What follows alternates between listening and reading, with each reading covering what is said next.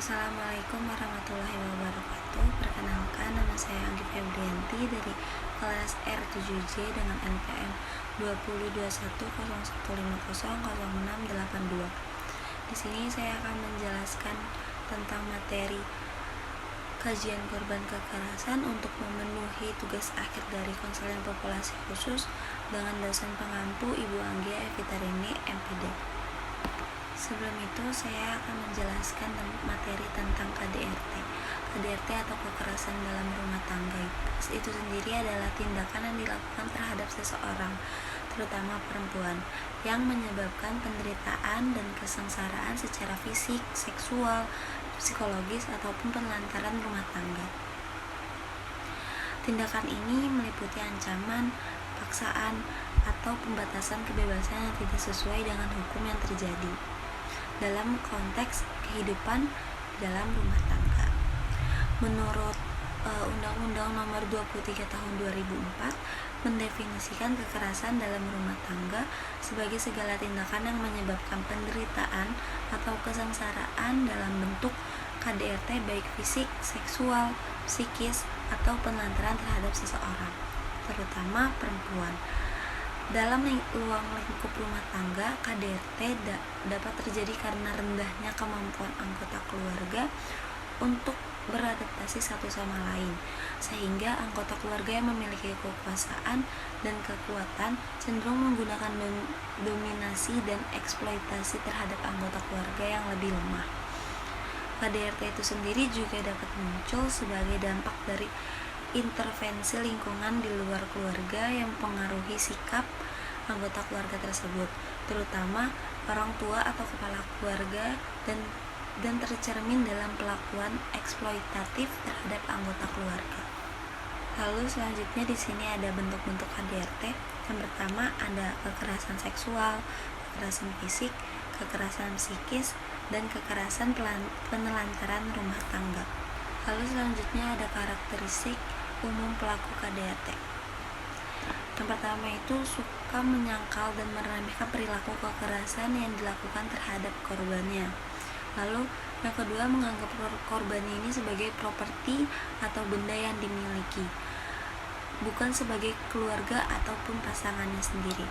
Lalu yang ketiga ada mempunyai rasa percaya diri yang rendah dan merasa tidak berkuasa, meski di hadapan orang banyak tampak berwibawa. Lalu yang keempat cenderung menyalahkan orang lain atau hal lain sebagai penyebab dari perilaku buruknya tersebut. Lalu yang terakhir terlihat baik di depan orang, namun perilakunya berbeda saat ada di dalam rumah. Ada pula yang dapat menunjukkan perilaku baik atau sayang terhadap keluarganya atau pasangannya dalam kurun waktu tertentu sebelum melakukan kekerasan lagi. Perilakunya seperti siklus yang tidak pernah habis. Selanjutnya saya akan menjelaskan faktor-faktor penyebab KDRT. Yang pertama itu ada faktor ekonomi. Ketika pelaku KDRT tidak mampu memenuhi kebutuhan keluarga dan mengalami kesulitan finansial, pelaku selalu menyalurkan frustasinya dengan melakukan kekerasan. Yang kedua ada faktor psikologis.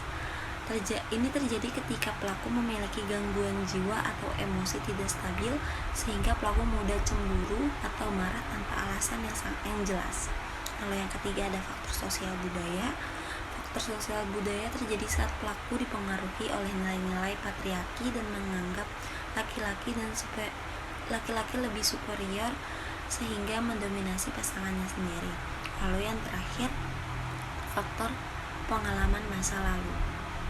Faktor pengalaman masa lalu ini bisa terjadi karena pelaku pernah menjadi korban atau saksi kekerasan dalam keluarga sendiri, sehingga menganggap kekerasan sebagai hal wajar dan bisa diterima. Lalu selanjutnya ada dampak KDRT bagi korban. Yang pertama, korban dapat merasa depresi. Lalu ada yang kedua gangguan kecemasan. Yang ketiga post traumatic stress disorder atau PTSD. Yang keempat isolasi dari masyarakat. Yang kelima masalah kepercayaan dan keintiman. Yang keenam ada mencederai diri dan pikiran untuk bunuh diri. Di sini ada profil klien saya. yang bernama Bunga Putri dengan umur 23 tahun dan jenis kelamin perempuan. Jadi klien saya ini merupakan salah satu korban kekerasan dalam rumah tangga yang dilakukan oleh pasangannya sendiri atau suaminya. Klien saya ini mendapati kekerasan ini sejak 1 tahun yang lalu, di mana faktor utama dalam kekerasan ini adalah faktor ekonomi, di mana suaminya baru kena PHK, lalu 1 bulan menganggur, tidak ada pemasukan selain dari warung usaha kecil-kecilannya klien saya di rumah. Jadi setiap harinya pasti ada saja yang dilakukan oleh suaminya untuk melakukan kekerasan kepada Bunga Putri. Sebelum menerima kekerasan ini, Bunga Putri yang saya kenal atau yang biasa orang-orang kenal setelah saya observasi, dia adalah sosok perempuan yang ceria, berbaur dengan masyarakat, tidak tertutup, dengan keluarganya juga seperti itu. Namun setelah terjadinya kekerasan ini selama 1 bulan ini, klien saya ini menjadi tertutup dan tidak mudah bersosialisasi kepada tetangga, bahkan sama keluarganya sendiri pun klien saya sangat tertutup. Deskripsi keadaan klien saya: saat pertama kali melakukan konseling, klien saya menunjukkan tanda-tanda stres emosional akibat kekerasan yang dialaminya. Di kehidupan sehari-hari, klien merupakan pribadi yang sangat tertutup. Klien tidak pernah berbaur dengan tetangga sekitar atau masyarakat sekitar. Lalu diagnosis klien: yang pertama ada klien mengalami kekerasan KDRT, klien lebih suka menutup diri, klien mengalami gangguan kecemasan, dan klien memiliki trauma. Lalu ada kelemahan dan kelebihan klien. Kelemahan klien adalah cenderung menutup diri, mengalami trauma, dan tidak bisa menceritakan masalahnya yang sedang dialami. Lalu kelebihannya memiliki keinginan untuk pasangannya bisa berubah, memiliki keinginan untuk memperbaiki hubungan keluarganya. Jika mendapat dukungan yang tepat, klien bisa dengan perlahan membuka diri kembali untuk berinteraksi sosial.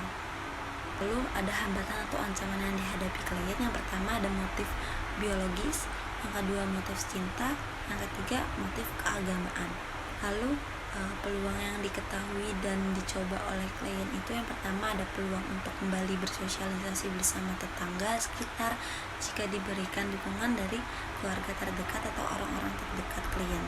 Lalu yang kedua ada peluang untuk mengakses layanan kesehatan kepada psikolog untuk mengatasi masalah emosionalnya yang dihadapi.